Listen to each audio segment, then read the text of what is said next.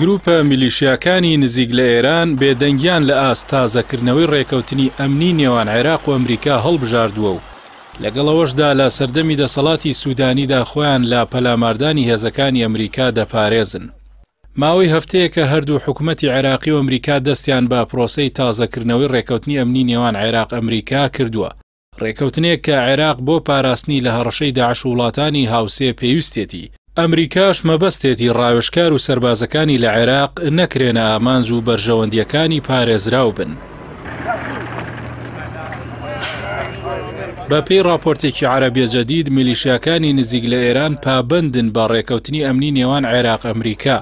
دەست لە هێزەکانی ئەمریکا ناکەنەوە و هێرش ناکەنە سەر کاروانی هێزەکانی هاوپەیمانان و ئەمریکا. ئەوەش ترسە لە سزادان و بە ئامانجگرتنی خۆیان و سەرکردەکانیان لەلایەن هێزەکانی ئەمریکاوە. زانیاریەکان بە پشتبەستن بە وتەی یەکێک لە سەرکردەکانی گروپی کەتائیبی حزبوڵڵای عێراقی کە دیارترین گروپی چەکداری نزیک لە ئێرانە ئاماژە بۆ ئەوە دەکەن ئۆپەراسیۆنە سەربازیەکان دژ بە هێزەکانی ئەمریکا بە تەواوی ڕاگیراون بە مەرجی ئەوەی حکوومەتی عێراق کار بکات بۆ دەرکردنی هێزەکانی ئەمریکا و هێزە بێگانەکانی دیکە لە وڵات کە ئەو ماوەیە زیاتر نەبێت لە 2 ساڵ. سەرکردەکەی کەتایبی حزبوڵڵا ڕاشی گەیاندووە دەبێت هێزە بیانیەکان بچنە دەرەوە ئەجینا بە بەهێزی دەگەڕێنەوە بۆ لێدانیان. ئەو سەرکردەی نزیک لە ئێرانەوەشی وتووە لە سەرەتاکانی دەست بەکاربوونی مەحەممەد شیع سوودانیەوە ناوبراو پەیمانی ئەوەی داوە کە لە ماوەی 2 ساڵدا کێشە خزمەتگوزاری و ئابوووریەکانی وڵات چارەسەر بکات. بەڵام داوای ئەوەی کردووە کە کێشەی ئەمنی و سیاسی بۆ دروست نەکرێت لەلایەن گروپە چەکدارەکانەوە.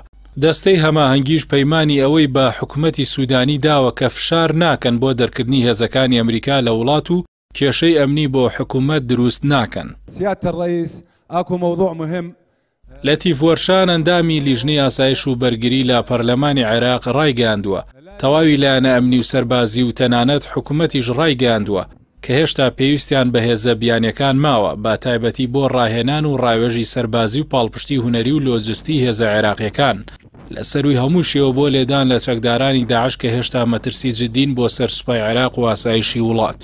المساحة الأكثر تأثيرا وحضورا لإيران بالتحديد. إحسان شمەری بیرمەند و سیاسەتمەداری عێراقی ڕایگەیاندووە گروپە چەکدارەکان ترسیان لە لێدان و سزادانی سەرکردەکانیان لەلایەن هێزەکانی ئەمریکاوە هەیە.